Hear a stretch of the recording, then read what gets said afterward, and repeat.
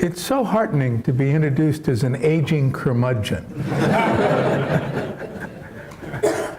And in that spirit, I want to tell you a little bit about the occupational hazard of this kind of meeting and the people who are invited to talk at it. But in the odds, in the slight chance at least, that my presentation is when that occupational hazard comes to roost. The title of the conference is Crime and Justice in America, 1975 to 2025. And the people who were invited to speak to you were all recognized experts, which is to say, a group of people who take Social Security benefits seriously. Now, what's the problem with that in this kind of, the problem is one which my now adult children used to call war stories, also known as looking backward, or in the immortal words of the Fireside Theater, deja vu all over again. Okay. The reason I mention this is that the title of the chapter that I'm preparing calls itself a cautionary tale about youth violence in America. And essentially the story that I tell in that chapter, and you're going to get an abbreviated view of it this afternoon, is a story of a series of absolutely terrible criminological projections that were made mostly in the mid-1990s that produced an equally terrible set of policy plans. By 1995 in the United States, a fair number of people with PhDs, and I'm going to be naming names later, were projecting, quote, 270,000 juvenile super predators by 2010. And we're urging, as a result of this demographic projection, massive juvenile prison and jail building. And what happened after that set of projections was every liberal's dream. What happened instead was the largest juvenile crime drop ever recorded in the 20th century in any developed country. It was a completely upside down result. Now that's the good news. The bad news is that nobody's paid much attention to this catastrophic error and into keeping score on what happened to all the folks who viewed with alarm back in the mid-1990s. Now that's interesting. Why haven't we been discussing how the dark end of the profession made such a catastrophic error? And why isn't the public interested in this? Well, there is a particular statistical reason why people aren't worried about crime predictions that didn't turn out as badly as they were said to. People only think about dentists, folks, when their teeth hurt, right? You don't walk around on a nice day in Minneapolis saying the sun is out, the birds are tweeting, I wonder what my orthodontist is doing. No, no. When your teeth hurt, you say, where the hell is the phone number for that dentist? Well, people only think about criminology when they're worried. So we have forgotten some of the catastrophic errors and policy consequences we were urging 15 years ago, and I think that's dangerous, and so we're going to have a bit of a slideshow. What was it that caused what I'm going to be calling mad super predators disease? It was a deficient slide. What happened here? What caused that error? Oh, wow. Well, that's a beautiful slide. Yes. May I turn the screen here? Okay. What happened? Hit the keyboard, and now I'll hit it back. Thank you for sharing. No, that moves it forward, but it doesn't affect the... Okay. I'll tell the story without the slides. Between 1994 and 1996, criminologists are usually about 3 years behind on crime statistics. A group of criminologists in the United States noticed that over the previous 8 or 9 years, beginning, as you can now see, in 1985,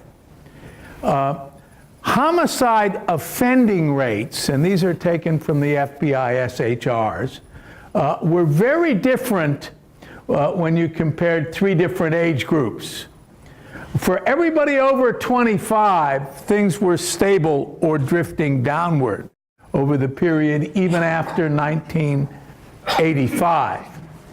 Between 1985 and 1991, for offenders between 18 and 24, the number of homicides went way up and started significantly higher than the younger group that we're going to be talking about, and went straight up till 1991, dropped back a bit, and then leveled off.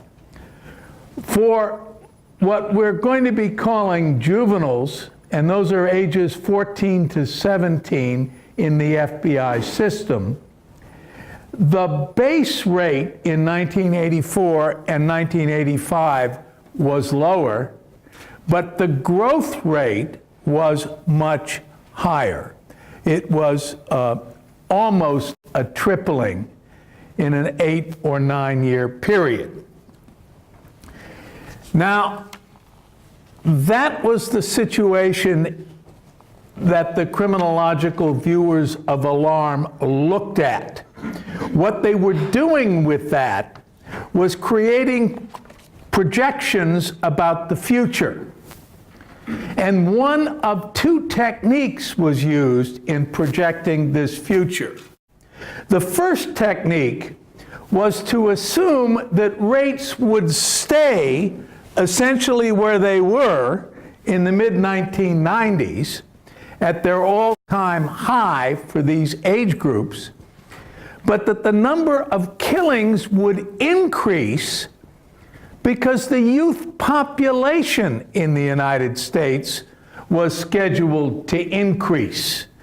And it's very easy at any time in a country like this to project how many 15-year-olds there are going to be in the country. You take the number of 5-year-olds and you simply wait 10 years. Now, some more immigration will occur, some deaths, but you got the numbers pretty well.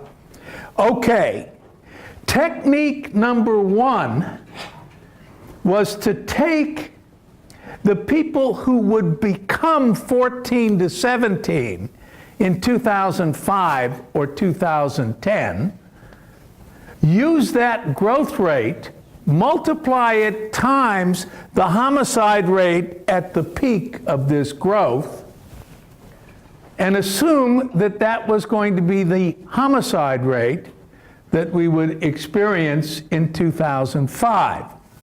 That was something that James Fox of Northeastern University did, and he called that his low projection for 2005. And it was a projection of 5,000 juvenile arrests, essentially ages 14 to 17, in 2005. Now, wait a minute. John DeUlio was talking about 270,000 extra juvenile super predators. How did he get there from the 5,000 extra arrests? Well, there were two differences in his assumption methodology. One is that he figured on the expansion not of people between 14 and 17, but on the expansion of the total under 18 population of the United States. So he took the total expanded population in 2010, and then using Wolfgang Figlio and Celine's 6% figure, multiplied it by 6%, subtracted the girls, and had 270,000 extra super predators.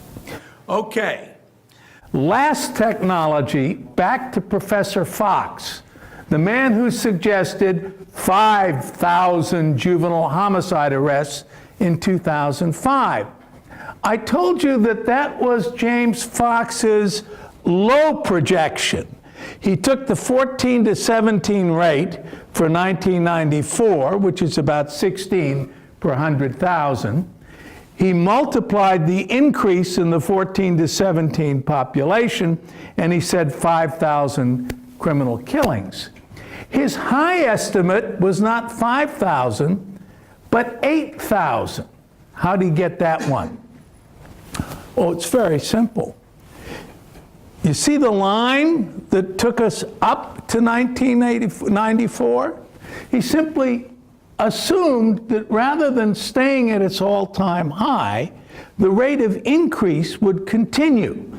If you're interested in the computer algorithm that will produce this projection, it's called a ruler. You put one in the, okay.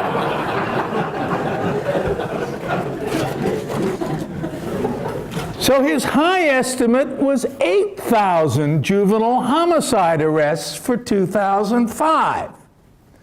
Okay, 8,000 is the high estimate, 5,000 is the low estimate. How many juvenile homicide arrests do you think we had in 2005 in the United States? We had 1,073. How did that happen? That we could, I mean, we're not talking about a small error now. We're talking about being 400% higher with your low estimate than the actual number projected. Well, gosh, am I glad the slides are working here. This is the rate of juvenile homicide arrests out of the same SHR data. And you notice that it's back somewhere between 4 and 6 in 1983 and 1984. And then, starting in 1985, the rate goes through the roof. And then, starting in about 1994, it drops back down steadily to approximately where it started. Now, we're talking here about gross arrest rates. And the point that I want to make, because we're going to be talking about demographic projections later on, is that just the changes on the way up in the United States in arrest rate explained more than 100% of the change that we started with. Remember that one? It's all rate per 100,000. The youth population in the United States was shrinking during the period from 1985 to 1990, and the adolescent population continued to shrink all through that peak. Okay, so variation in rate was the entire set of moving parts on the way up. Now, what about that ski slope down that happened from the mid-90s onward. Guess what? It's all variation in rate per 100,000 again. The population was expanding during this period, and whatever else Messrs. Fox and DiUlio got wrong, they were quite right on their population projections. It's just that the population of kids had nothing to do with the variation in homicide arrest patterns. It was more than 100% determined by rate changes, which again, this time, were falling very dramatically.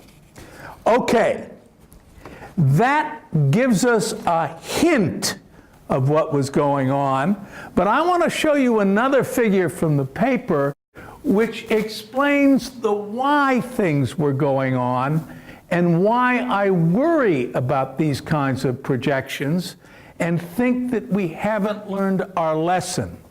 Figure 10 isn't the rate of juvenile homicide arrests at all.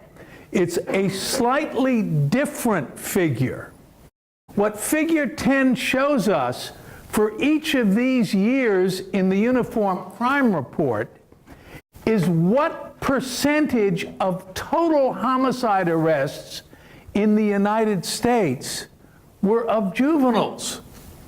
And what you notice is that that figure starts at around 8%, hovers slightly lower to that, and then during the period that the juvenile rate is climbing, the juvenile proportion of total homicide arrests goes to unprecedented and more than twice as high a percentage of total homicide experience. Now, one of two things was going on then. One of them is that there were structural changes in American urban life that were permanently reconfiguring relationships between ages in relation to violence. The other is that we were having an acute episode. And as Mother used to tell you, when you're having an acute episode, the best thing to do is to lie down, take 2 aspirin, and wait for regression toward the mean. Examining the right-hand side of figure 10, what you see is regression toward the mean. A dramatic drop in the percentage of all homicide arrests attributable to the young age group. Later, we're going to be talking about this again, because the drop in the percentage of all age group arrest crime ratios was taken by 2 econometricians named Donahue and Levitt as the fingerprint evidence that Roe versus Wade's decriminalization of abortion was the driving force in the reduction of American crime. We'll get there in a minute. Regression in crime share. If regression in crime share was problem number 1 in the upside-down predictions that led to the super predator linguistics of the mid-1990s, what the paper calls the folly of demographic determinism was problem number 2. Now, again, because I lack an imagination, I have to go to the historical record. Here is a man named Bob McCullum, who was, at the time that I'm quoting him, the head of the House Subcommittee on Crime. And he's testifying in the Senate in 1996. And here's what he says about the demographic future of the United States in the short term. Quote, "Today's enormous cohort of 5-year-olds will be tomorrow's teenagers. This is ominous news given that most violent crime is committed by older juveniles. Put these demographic facts together and brace yourself for the coming generation of super predators. Okay, today's enormous cohort of 5-year-olds. That was early 1996. He's talking about the kids who were born in 1990 and about the enormous population bulge in youth. Okay, these are approved, non-controversial proportions of the US population ages 13 to 17, all during this period.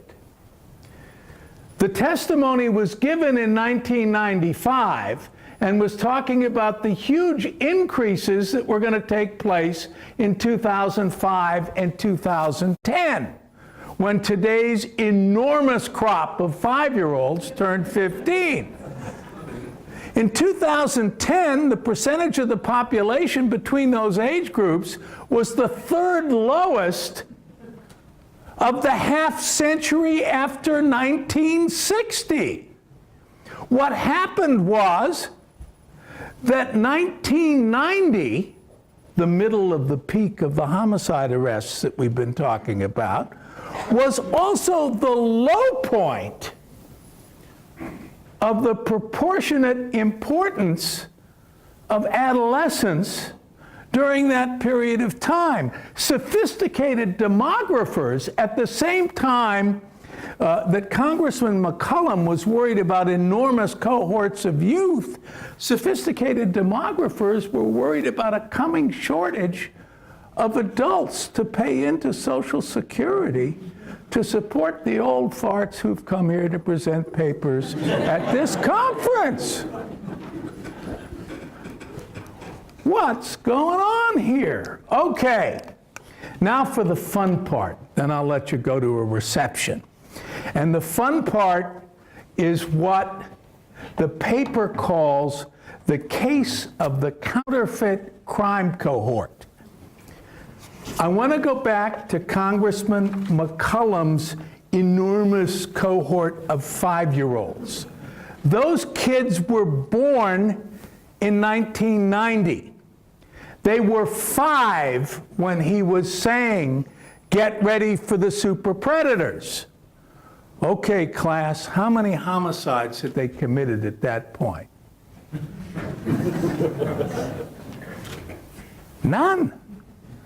But where were we getting the homicide rate?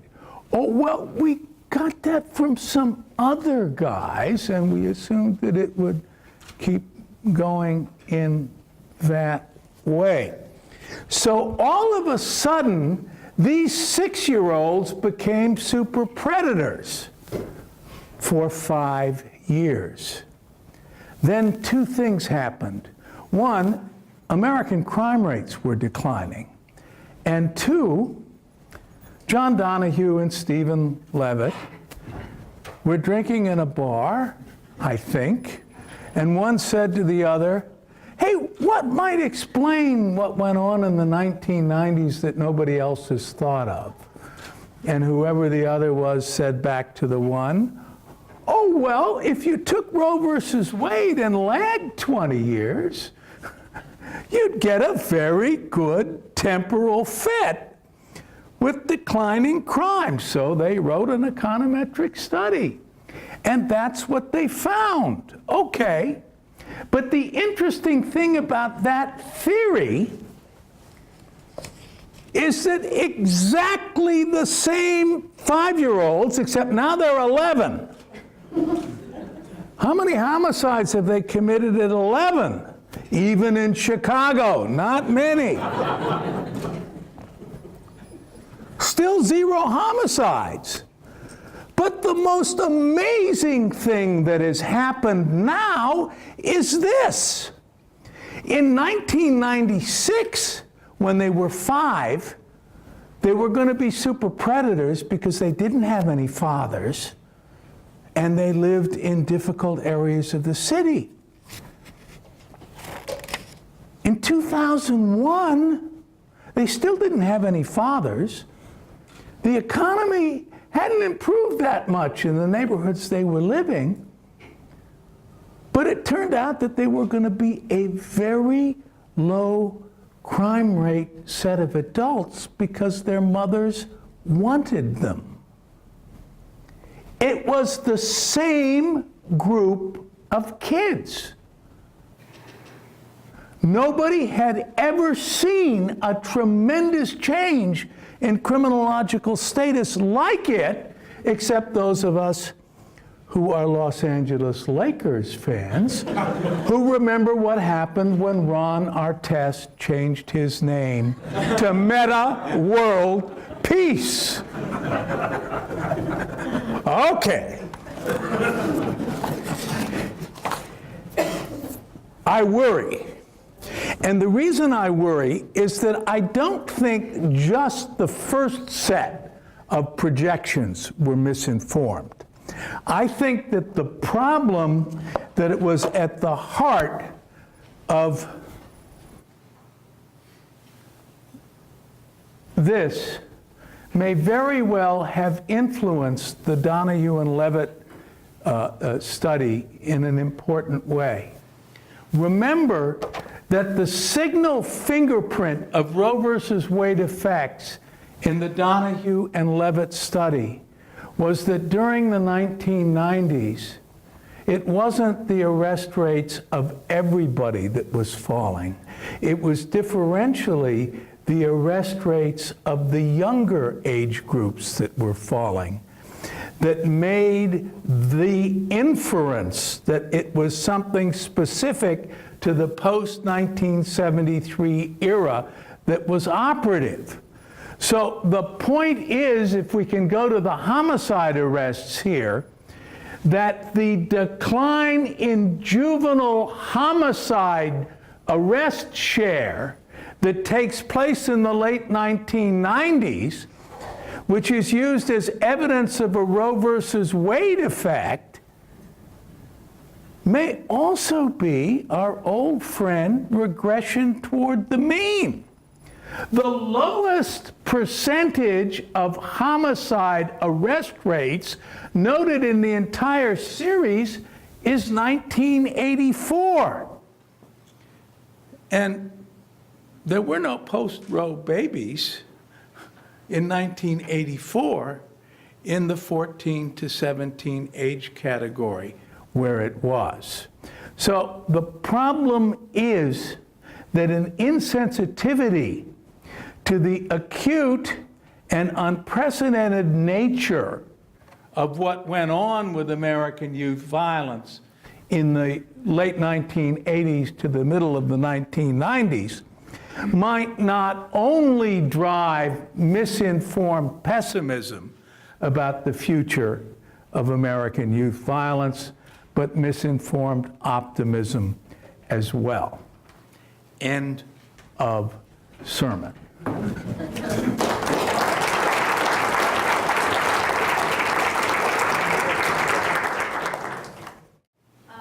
So at the time that predictions were made that juvenile crime rates were going to continue to go up exponentially from the mid-'80s on, and criminologists at that point understood regression to the mean, and all you'd have to do is look back over the century and find out that you had very much a flow of some sort, hadn't you? Or was this particular spike rate, the spike in crime starting in the mid-'80s, completely out of whack with what we had seen in the decades before? Yes, it was.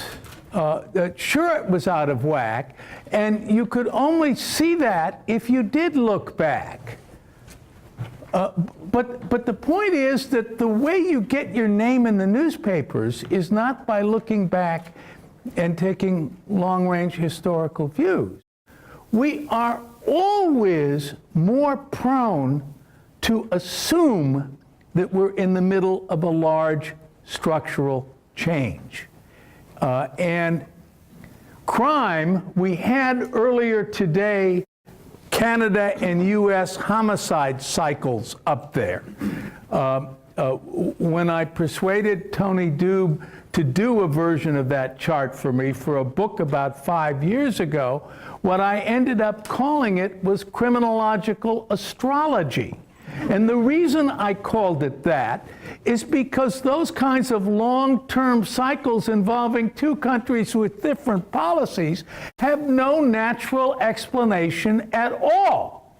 It is very difficult to write and sell a book which is called How I Found the Null Hypothesis. So we're constantly eliciting premature news of structural changes of a kind that, by the way, in terms of the younger generation going to hell, that's been a big story since the Greeks. But I don't think James Allen Fox's undergraduate degree was in world history.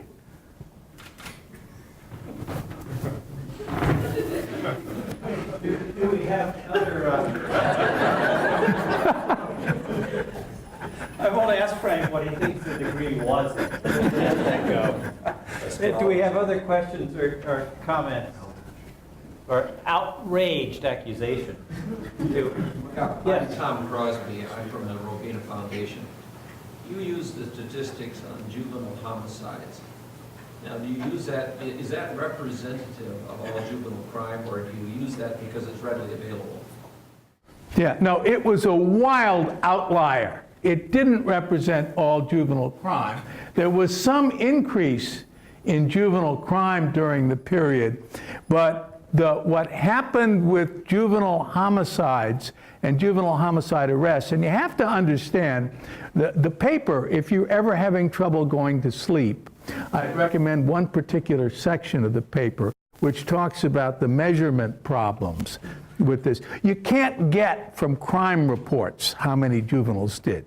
You got to go to arrest reports. But arrests, of course, are biased and there are all kinds of stuff. But the answer to your question is, if you look at assault and you look at robbery and you look at the other violent crimes, there was some increase, but by 30 and 40% instead of 180%.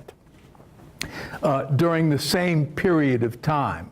And when you look at non-violent crime during this period of time, it's not even clear that there was an age-specific increase there that was at all dramatic or consistent.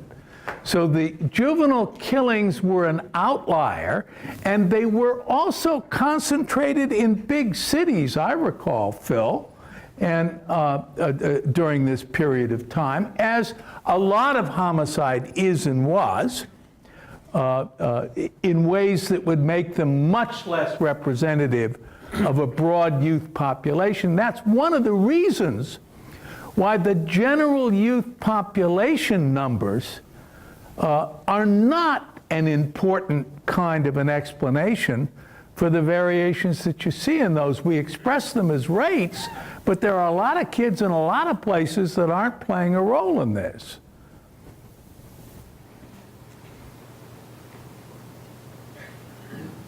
Ted, yes. Can you outline any of the actual policy changes that may have been influenced by these false predictions? The one that occurs to me is the one about many laws authorizing trial of more juveniles as adults. 47 states between 1990 and 1996 had one or more, and typically more, layers of new laws facilitating easier and earlier and more prosecutorial-driven transfer from juvenile to adult courts.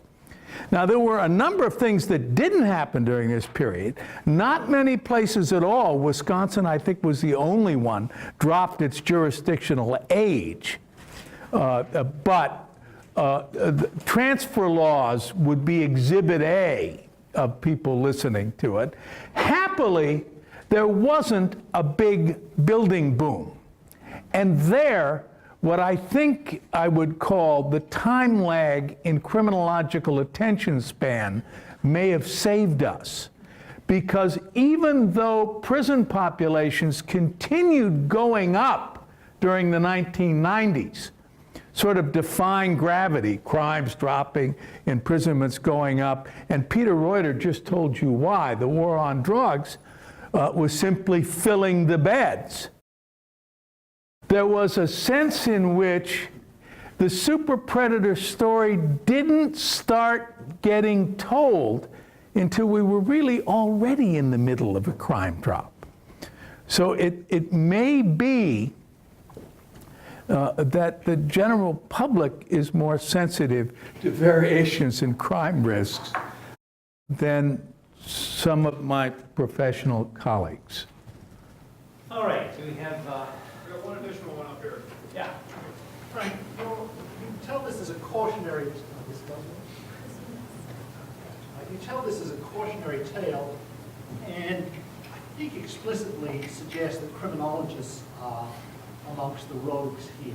The rogues gallery is mostly not criminologists. It's William Bennett, John Walters, John DiIulio, who was resigning from serious research by that time, and then two economists playing a big role. I mean, Fox made some projections, but it really was a political event. I mean, you know, DiIulio, Bennett, and Walters wrote a book for political purposes. Isn't that a reasonable interpretation of the whole thing?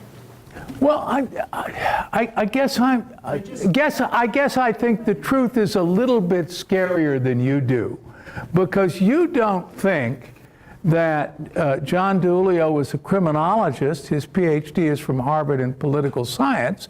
His major his topic was prisons, and people thought he was a criminologist. Indeed, somebody thought he was a demographer, but not for long. Jim Wilson was the nation's most respected criminal justice expert. So in that sense, Peter, I would say criminal justice experts are the bête noires. However, before we let criminology off the hook, let me tell you one thing that was particularly outrageous about the mid-1990s. The Bible, the statistical Bible that was misused in almost all of this, and it started with Jim Wilson's 1995 conclusion in his Crime and Public Policy, was the 6% figure from Wolfgang Filio and Celine 1972 cohort study. Now, what did Marvin Wolfgang say when it was used in this way, and then when John DiIulio did? The good news is he certainly didn't add any fuel to the fire. The bad news is neither Wolfgang nor Filio said anything about their reservations in doing that. Now, the 6% figure really is what they call a chronic. That's somebody who has 5 police contacts before his 18th birthday. That is not a good measure of homicide risk. And what happened is that the more traditionally quantitatively trained criminologists in the United States observed, with the exception of Jamie Foxx, a rather respectful silence when this was going on. So, you're right. Bill Bennett was trained as a philosopher, and that, I guess, is philosophy's problem and not ours. But the credentials and authority of criminology were invoked and didn't get up and protest much. Present company accepted. Let me just make one comment about that. Remember, John DiIulio, about the same time, wrote a rather notorious piece which said that crime was too important to be left to criminologists. Right.